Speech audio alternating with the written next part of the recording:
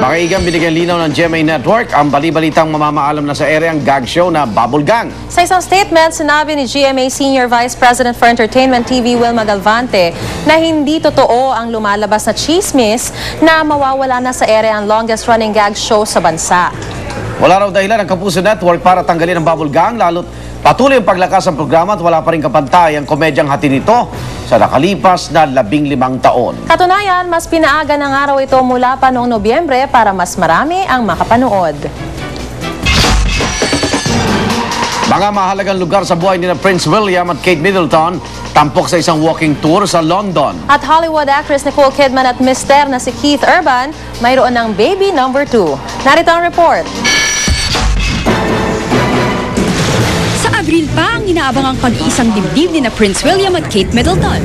Pero ngayon pa lang, pwede na raw ma-feel ang royal wedding sa pamamagitan ng isang guided tour.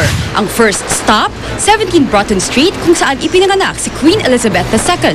Mula rito, dadaan naman ang tour sa St. James Palace kung saan nakatira si Prince William at ang kapatid niyang si Prince Harry. Pati paboritong nightclub kung saan gumastos ng malaki si Prince William nang mag-break sila ni Kate noong 2007, bibisitahin din. Pero syempre, ang highlight ng tour ay ang Westminster Abbey kung saan magaganap ang pinaka-aabangang royal wedding. May pangalawang baby na sina Nicole Kidman at Keith Urban. Kahit na si Nicole, hindi na muling nagbuntis. Isang surrogate mother kasi ang kinuha ng dalawa para ipagbuntis ang kanilang baby.